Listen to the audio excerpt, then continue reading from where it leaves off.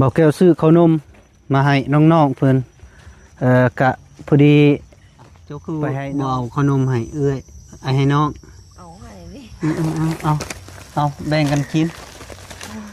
ขอบใจเด้อน้อยขอบใจเจ้ากินบ่ให้แกะน้องงาได้ละแกะโพด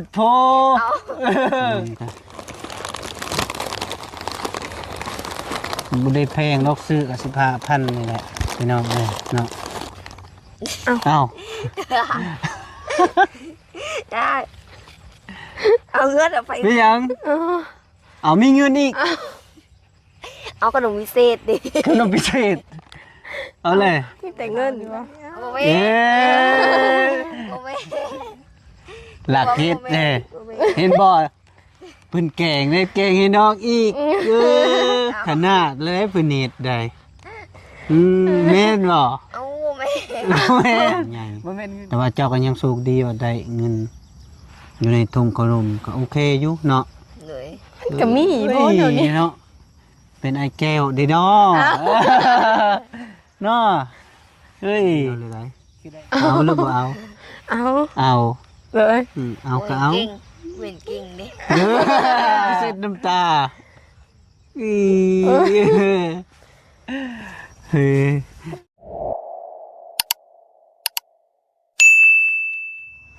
ปะโตพี่น้องเอ้ยเนาะพอดีเบาแก้วเปิดคลิปเปิดภาพกับที่บ้านอยู่ที่หน้าน้อง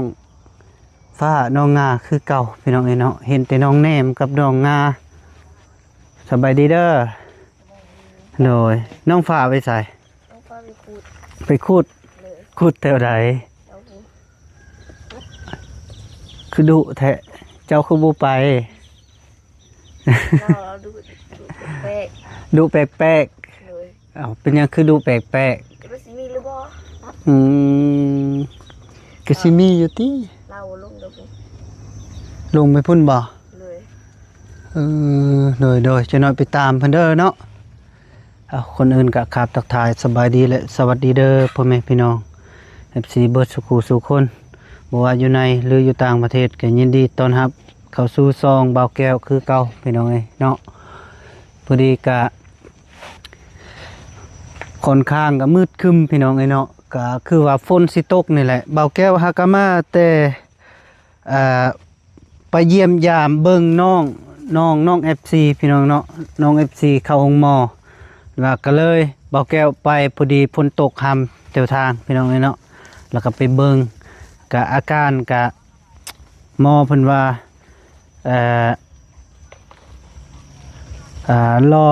รอฟังอาการก่อนก็จังเมื่อพี่น้องเอ้ยเนาะก็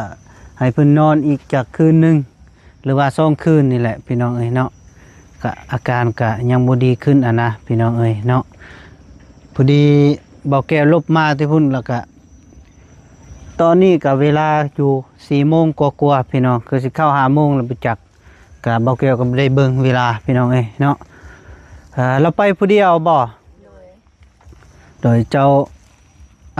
อาขนมไปฝากให้เราเนี่ยไป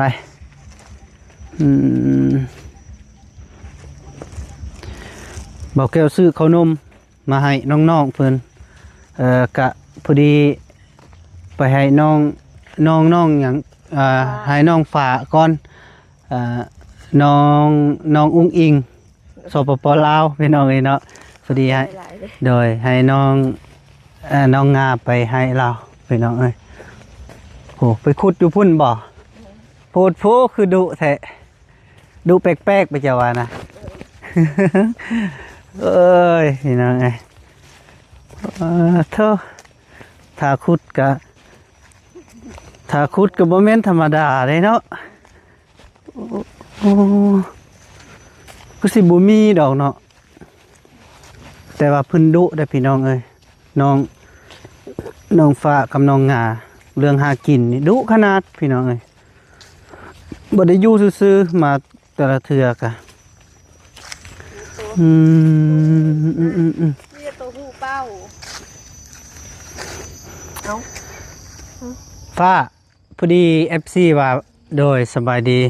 FC ว่าน้องฟ้าขุดกระปูเป็นหยังคือบ่นั่งขุดคือว่ายืนขุดอยู่ ยันงูออกมายันเล่นบ่ทัน ยันบ่ออกมายันเล่นบ่ทันบ่คือน้องฟ้าเพิ่นว่าน้องงาก็นั่งขุดเพิ่นว่าพี่น้องเอ้ยนั่งลงสั่งเป็นสั่งนี่ เด้อสิ่งปะโถได้อยู่บ่ บ่ได้ บ่ได้ น้อย เลยบ่คู่บักใหญ่บ่ได้จักโตอันนี้พี่น้องเอ้ยโถบ่ได้ก็บ่เป็นหยังน้ำเบาซื้อขนมมาฝากกันนะจากขนมอิหยังก็ค่อยก็บ่ฮู้จังสิแซ่บบ่เคยกินบ่ขนมแบบนี้นะราคาก็บ่แพงดอกประมาณ 15,000 นี่แหละ 15,000 กีบค่อยซื้อกินนี่นะมาที่ดงเห็นก็เลยแวะซื้อแล้วก็มาให้เจ้าคุณเจ้าอยากยากอยู่บ่ขนมแบบนี้ น้อย กินอยู่บ่โอ้พี่น้องเอ้ยเอาขนมมาฝากให้น้องก่อน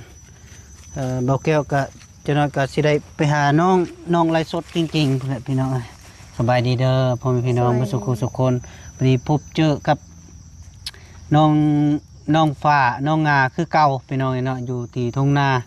พอดีเบาแก้วมาแต่ดงเห็นแล้วก็บ่เห็นน้องฟ้าคือว่าแปลกๆถามน้องงาว่า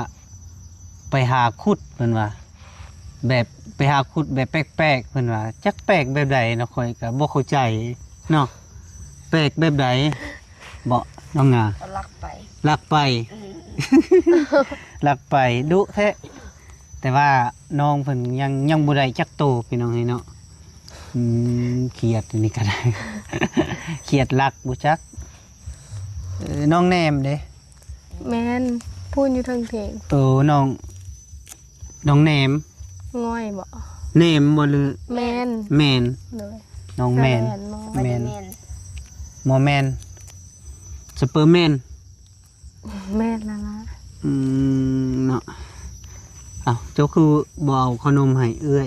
ให้น้อง เอาให้นี่ เอาแบ่งกันกิน ขอบใจเด้อ น้อยขอบใจ ได้หลาย เจ้ากินบ่คันว่ากินแล้วเราสิจุกให้กินนี่บ่ กินโอเคแล้วบ่นี่นะ ให้แกะน้องงาได้ละแกะโพดเแก แม่นบ่น้องงาลักแกะเด้อพี่น้องเอ้ย เอาแกดันดีมาดิเนาะ ฮะเอาคือแปลกแท้คือมีแนวแกะไผจะแกะ จ้ะ น้องงา ถือไปแกะเลยสงสัยเพิ่นส่องเบิ่ง เอาส่งมึงไง ส่องเบิ่งเขานุมันสิแสบบ่วะ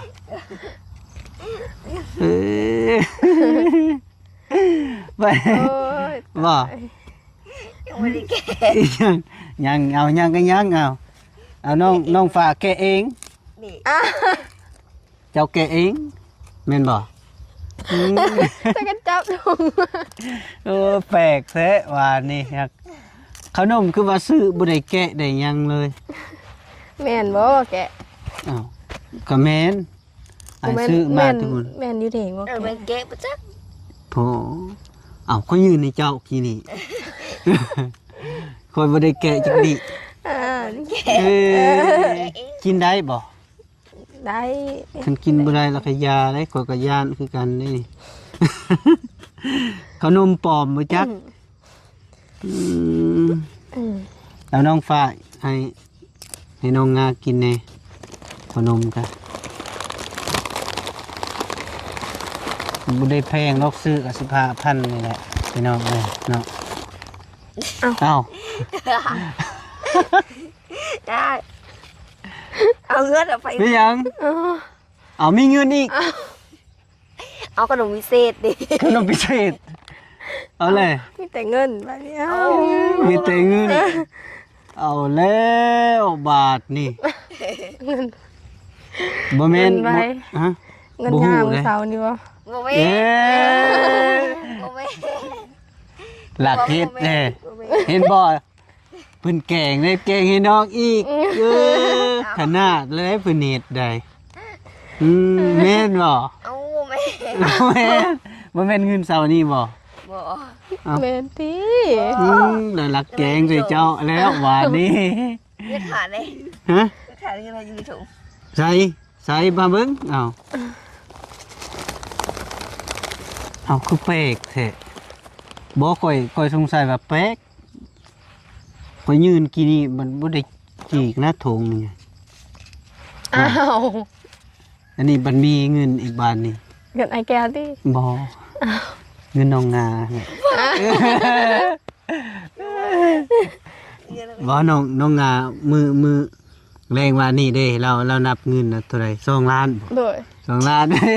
วันนี้เพิ่นสิแกล้งให้น้องอีกบัดนี้โอ้ยเป็นธรรมดาที่หัวมันเลยก่อยแป๊กเนาะ โด เนาะ ย เอามาที่พุ่นคือว่าแกะพี่น้องที่จริงๆบ่ได้แกะได้ขนมนี่นะมันก็คือเห็นนะเนาะเขาก็บ่ขายติคำมันแตกนี่เนาะ โดย เอาพากันกินพากันกิน อันนี้ พอแล้วบ่ฮู้ อ้าว โอ้ เอาขนมเส้น แล้ว ดิ ขนมพิเศษเนาะ แล้วเขาเฮ็ด เออ เขาเฮ็ดเงินเห็น แสดงว่าเจ้าน่ะโชคดีใดซื้อขนมมาให้มีเงินพร้อมเนาะ เลย โชคดีผู้ขายนี่ก็จึกนี่ไดเนาะ โอเคไอ้ผมว่ะ บ่สมมุติว่าขนมนี่คือสิแม่นเขาซื้อลายแล้วเขาแถมให้อันนะ เลย เขาเอาเงินยัดไว้คือสิเป็นแบบนั้นเนาะผู้โชคดีใดเห็นบอกคือเอ็มลอยเด้มันต้องมีตรงโชคดีเด้เขาเขียนว่าโชคดีก็ได้เป็นแพ็คบางเทื่อก็ได้รถบางเทื่อก็ได้รถจักรรถที่ไปพาได้รถใหญ่พุ่นได้รางวัลใหญ่ แต่ว่าเจ้าก็ยังโชคดีว่าได้เงิน อยู่ในถุงขนมก็โอเคอยู่เนาะ เลย ก็มีบ่เดี๋ยวนี้ เนาะเป็นไอ้แก้วเด้เนาะเนาะเฮ้ยคือได้เงินแท้โอ้ยพี่น้องเอ้ยสะโพกดูแปลกๆเนาะแปลกบ่ แปลก ดีใจบ่ที่มีเงินอยู่ในถุงขนมดีใจดีใจมันว่าสิเอาหรือบ่เอาถามคำเดียวเลยได้เอาหรือบ่เอา เอา เอา เลย เอาก็เอา เว้นกิ่งดิ เว้นเก่งเนาะอย่าไปให้เด้ เอา เงินให้โอ้ยให้อาย โอ้ยใจแข็งอยู่แล้ว ใจแข็งบ่ เลย แข็งทำไร แก่งเยอะ แข็งยังคือเส้นน้ำตาอีเฮ้ย ธรรมดา ธรรมดาเอาพากันกินคันบ่กินแล้วค่อยสิบ่ซะเลย กินเนี่ยอยากพูดอะไร อยากฮู้บ่ เลย อยากฮู้บ่ เลย อืม แนมหน้าแปลก เอาแนมแล้วเนาะเบิ่งเด้อจะกินก่อนขนมมีรางวัลนี่คือแซ่บอยู่บ่เนาะพี่น้องเอ้ยเนาะ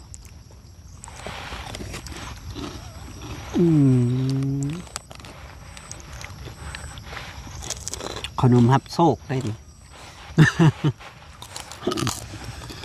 แซ่บพายสื่อ เจ้า เฮ้น้องมาพายเอามาให้ซะ เจ้า แม่นบ่ค่อยบ่ถือมาให้เจ้า บ่ แม่เห็นบ่หลายเพิ่นอืมหืม เว้นนะ บ่แม่นมีก่อนมีก่อน อะไรกัน อ้าวบ่ได้แม่นเงินก่อยก็นี้ซะก่อน อ้าว พี่น้องเอ้ยน้องงามาแกงน้องฟ้าพี่น้องเอ้ยเนาะที่จริงบ่าวแก้วซื้อขนมมาแล้ว เราเอาเงินปอนใส่ถุงขนม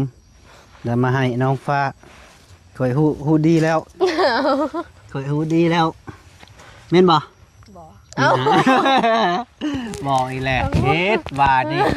เอ้ยจะเป็นของไปเด้บอก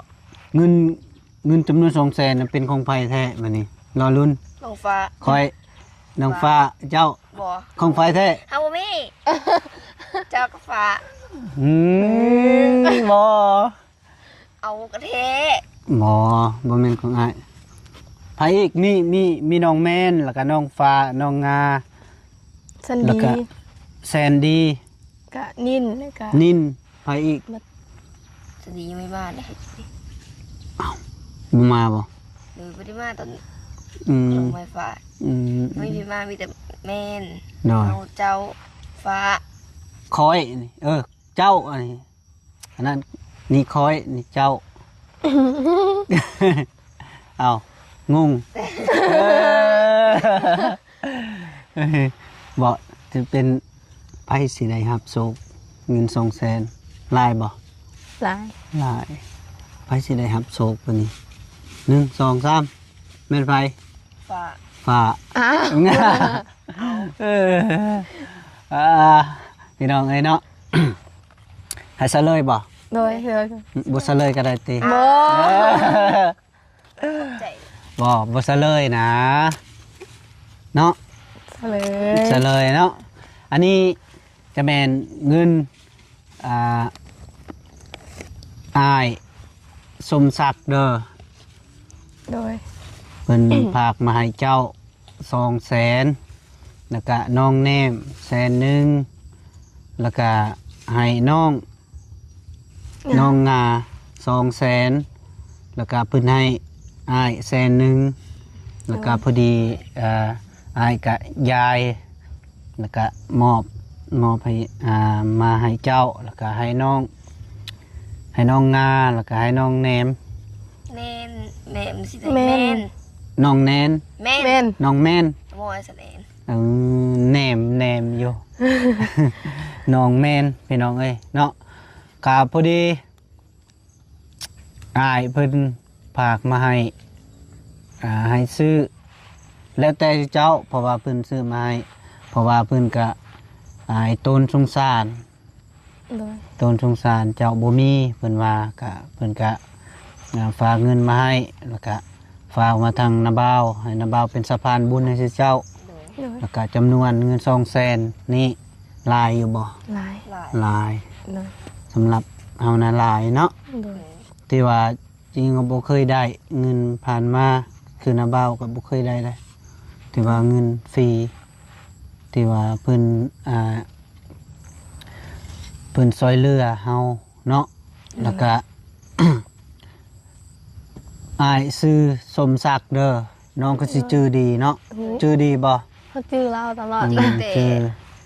พุ่นแหละ แต่ ไผโทรศัพท์ฟ้าพุ่นแหละ อืมแต่น้องฟ้าน่ะบ่ชื่อว่าน้องไอคอนเพิ่นว่านะ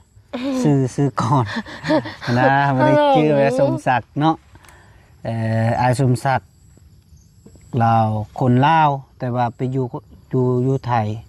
เนาะเพิ่นพามาให้มีหยังก็ให้น้องขอบอกขอบใจเพิ่นแน่ โดยขอบใจเด้อไอ้สมศักดิ์ขอให้เจ้าอยู่ดีมีแห้งสุขภาพแข็งแรง ให้ร่ำให้รวย ให้ร่ำให้รวย ความเจ็บอย่าได้ ความเจ็บอย่าได้ ความไข้อย่ามี ความใครอย่ามี ให้โซ่ไขมาน ให้โชคให้หมาน อายุมั่นควรยืน อายุมั่นขวัญยืน ตลอดปีตลอดไป ตลอดปีตลอดไป สาธุ ทุก ชื่อระบอบแบบนี้ เอาอีกบานหนึงเอาอีก อีกวันหนึง เอาอีกบานหนึง โอ้ยเอามาเจอ เอาชื่อเอาคืออายเว่าไอ้แหละอายพาเว่าใดๆก็เว่าตามนั้นเพราะว่าก็อายก็เคยสอนมาแล้วเด้ การขโมกขอบใจเพิ่นคันอยู่พังไทยก็ขโมกขอบคุณแล้วก็ทางพังลาวก็ขอบอกขอบใจเด้อ โดย เป็นได้บัดนี้เอาเป็นอยู่บ่คือว่า บ่เป็นคือเก่าเอาคือว่าอายสอนผ่านมา แล้วก็ข้าวนั้นลืมไว้ เฮาก็ลืมไป ลืมไว้ โดย ก็สดแป๊บเดียว ลืมเลย เดี๋ยวก็ลืมเลย คือน้องน้อยนี่คักได้น้องน้อยน้องกิ๊กเพิ่นเข้าใจไวได้ แล้วก็เป็นกะจุเจ้าก็คอยฝึกเด้อ โดย ให้ฝึก แต่ ใคร ก็เป็นอยู่บางค โดยแล้วก็ให้มันแบบให้มันเข้าแบบเข้าเป้าอ่ะนะแบบเวลาเฮาเว้าแล้วก็มันมีความชะนีให้หยังนี่นะ ำโด แล้ว ย ก็เว้าให้มันให้เพิ่นผู้พากเงินให้ ฟังเด้อคือนาบาวเด้อคือนาบาวสิขอมกพุนขอบอกขอบใจเพิ่นเด้อ โดย เอาคนอื่นกะเบาแก้วกะขอบอกขอบใจเด้อทางอายสมศักดิ์ขอให้เจ้าอยู่ดีมีแรงสุขภาพเข้มแข็งอย่าเจ็บอย่าจนอย่าขาดอย่าจนโศกมารร่ำรวยนอนหลับได้เงินหมื่นตื่นขึ้นมาได้เงินแสนเงินล้าน เจ้าภาคเงินแสนหนึ่งให้กลับคืนในเจ้าได้เป็นล้านแสนเด้อขอให้เจ้าโศกมารร่ำรวย ไปใส่มาใส่มีคนหักคนแพงอายุมันคนยืนตลอดปีตลอดไป สาธุได้บ่ บ่ บ่ แล้ว โอ้ยแล้วเลยครับ อืม แล้วกะอ้ายกะทำอิฐกับบ่อยากเป็นปานใดกะตอนนี้ก็บ่อยากเป็นปานใดแต่ว่ากะพอได้เว้าผ่านๆไป เพราะว่ามันลึงในปากแน่หั้นนะกะค่อยเว้าค่อยจา โดย แบบนั้นนะ เฮากะตั้งแต่สุมอายมากอะเว้าเป็นอันนี้มานี่ ว่าเป็นอะไร ว่าเป็ดมันก็สื่ออยู่ในป่า ชื่ออยู่ในปาก นี่น่ะ ฮะ สื่อคืนนี่ ขึ้นแล้ว เลยดิ โอ้ยบอกเป็นหยังอะนะมันเป็น เอา ซิ่วมันของธรรมชาติอยู่แล้ว นี่คือยังไงขึ้น แมนมันขึ้นยามใดก็ขึ้น โดย เพราะว่ามันขึ้นสาวเด้ ขนาดอ้ายเท่านี่นะก็ยังมีสิวอยู่ ยังมีอยู่บ่ มีมันเถื่อกันมันเกิดแถวใบหูอย่างอยู่ในเจ็บก็ยังมีอยู่ มันเป็นเรื่องธรรมชาติสิวนะ โดย ดับกับโบเป็นนั่นบ่มียาดับอีก แม่นบ่ โดย บ่มีได้สิวเรื่องสิวนะบ่มีกันดับฟ้านะยังมีอยู่ นับซิวหรือบ่มีเลย บ่มีดับสิวนะ มันเกิดขึ้นธรรมชาติ น้อย เห็นบ่ที่ว่าพวกข้ารอบ่ยังบ่ที่ว่าผู้มีแบรนด์ของตนเองแล้วเขายังดับบ่ได้สิวยังขึ้นคือเก่าประเภทสิว โดย ที่ว่าเงินนี่กะเจ้าเก็บไว้อยากซื้อหยังก็ซื้อแล้วแต่มีแต่ว่าเพิ่นพากมาให้ที่เจ้าใช้ ฟ้าได้เงินเขาได้ขนม ได้ขนม กินพากันกินพากันกินแล้วก็เป็นจังได ก็ดีใจ ดีใจ โดย ดีใจผ่านมาเคยได้แบบนี้บ่หึผ่านมาเจ้าเคยได้บ่ แบบได้เงินฟรีนะ แม่นเงินที่เพิ่นช่วยเหลือเคยได้บ่ เคย เคย เคยฮอด200,000เคยบ่ อยู่ไสเจ้าได้ แสนเคยละแสนที่บ่ทำกับบ่จื้อ อยู่ไสเจ้าได้เข้ามาบริจาคบ่ แบบตอนจุบไอายบ่มาแล้วบ่ แม่น โอ้ยเฮาก็บ่เคยได้เลย นาน เฮานึกว่าตอนจุบไอายมาได้แบบซอยเลย เลยว่าเป็นหยังเพราะว่าก็โอเคแล้วก็ได้ก็มีแต่กำมุกกำใจเฮ็ดเรียกเฮ็ดงานนั่นแหละ โดย หักแพงอยู่ในครอบครัว มีหยังก็สู้ๆไป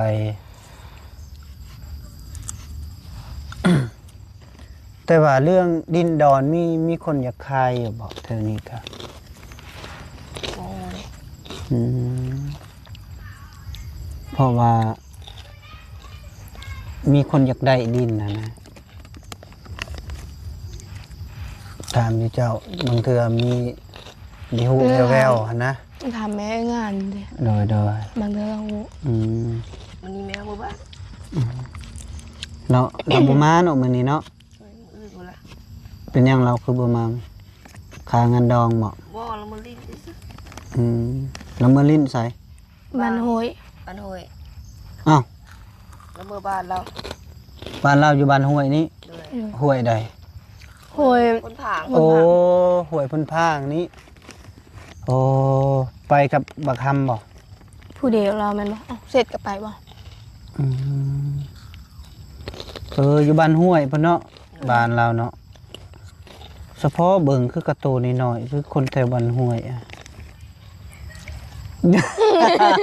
เออบ่นะบ่าวว่าย่อซื้อ คือมาแนมจะเห่าวะ ฮะก็แนมเบิดทุกคนนั่นแหละให้แนมแน่ เห็นว่างามก็ เห็น ได้ ว่างามก็ได้เอ้ยเอามาแม่เงินไขยองเอามาโอ้เอาให้ก็เอาแท้บ่ได้ยากได้ค่อยเบิดผู้ว้าเพื่อน้อยแท้เพื่อให้น้อยแท้ไม่ไล่ซะนะประสดเนาะเย้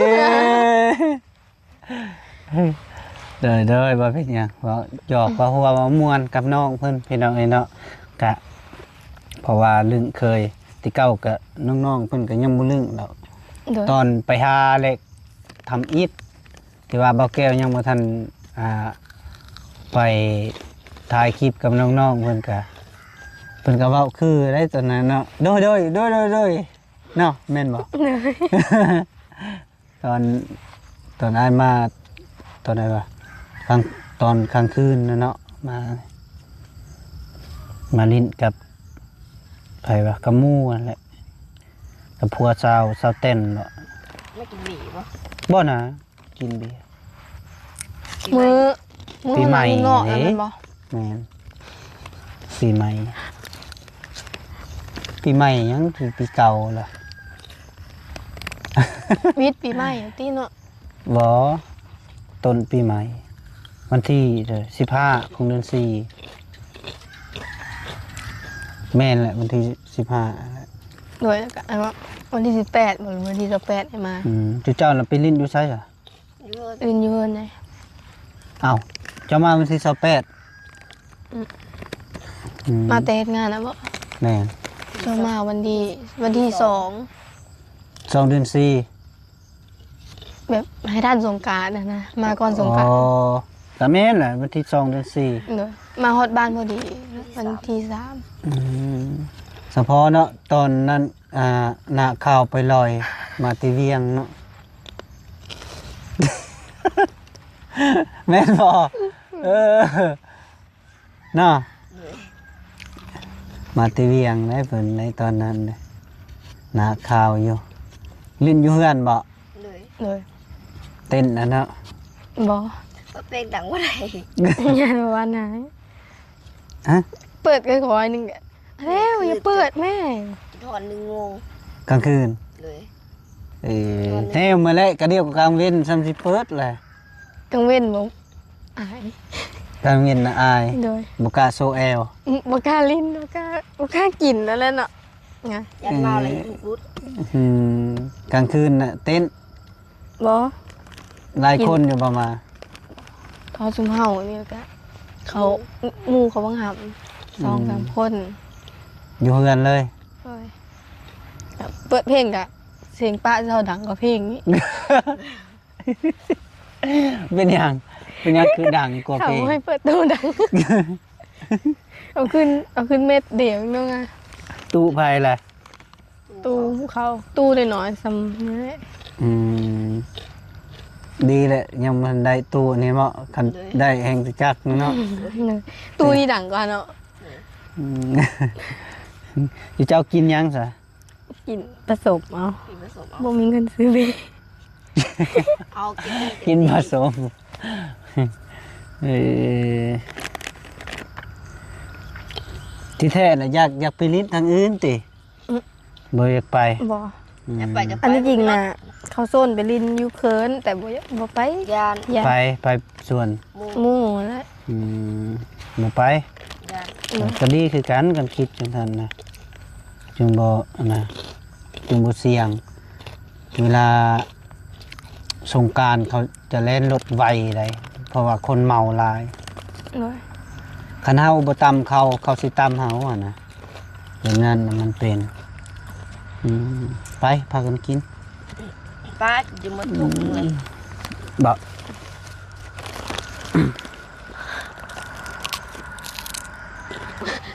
เฮ้ยขนมสิเบิดแล้วผู้ลักกินพี่น้องเอ้ยปานนั้นบ่แม่นขนมตัวเองโอ้ยไปสู่สู่น้องๆกินน้ำไปเดี๋ยวเพิ่นมาลิ้นน้ำ มุนตีนยังก่อนเลย หึ มุนตีน มึนตายเปิดเพลงแล้วยันมันสิแบนสองค่อย แบน โย่สองแดงพอดีและบ่ได้มาทายอยู่เจ้าเอาเป็นยังกันนะ มุนตีนวะ มุนตีนเอาแล้วพอนบ่เอาจุง ไอ้ก็ตายละ นะ กันเดียวไม่อยากให้ได้ไง เอายังมา ไปลุก โอ้ยแห่งคักบาทนี่มันยึดย่างบ่ได้บาทนี่นะมาขุดเขียดยังบ่ได้เขียด มันตีนแล้วมาดิ ไปยัง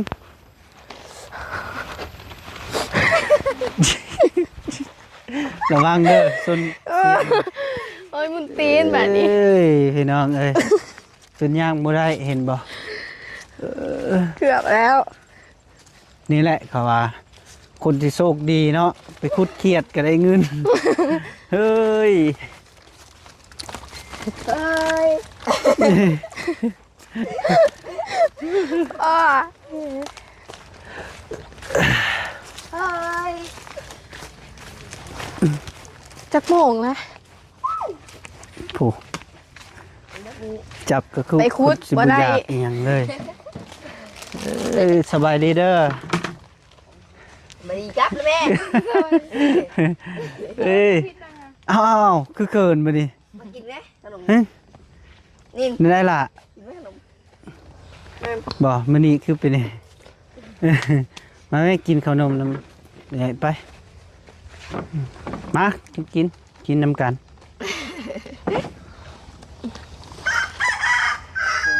โอ้ยคุณนายเอ้ย ได้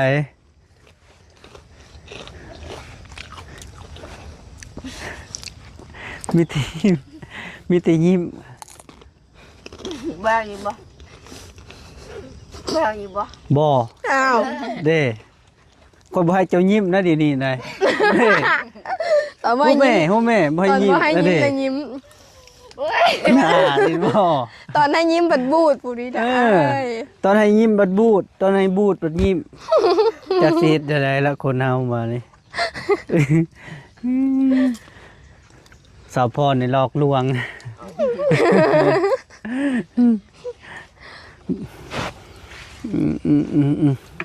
พอดีแหละพี่น้องไอ้เนาะกะสิได้พาน้องๆเพิ่นกลับก่อนโอ้มาเผาตะกร้าแต่ไก่ก็ยังอยู่ใน ในตะกร้าเบิด บ่เบิ่งว่า เอ้ยพี่น้องเอ้ยโอ้โหสิเกมแลนนะแต่งา ปวดแล้วแบบมือเอาแล้ว แลนคงมาไหวเลยได้เราแลนแป๊บพี่น้องเอ้ยเนาะเอาสบายดีบาดนี้เด้อสิได้กลับป่าแล้วพี่น้องเอ้ยเนาะเดี๋ยวน้องๆเพิ่นพอดีค่ำแล้วพี่น้องเอ้ยเนาะ โดย คลิปนี้กับบอกแก้วก็สิได้จบคลิปปิดคลิปสะก่อนพี่น้องเอ้ยเนาะบอกแก้วก็อำลาก่อนเด้อพ่อแม่พี่น้องเบ่สุขุสุขคนสิได้ขอโตวเดินทางเมื่อแล้วพี่น้องเอ้ยเนาะขออยู่ดีมีแห้งเด้อโดยบ๊ายบาย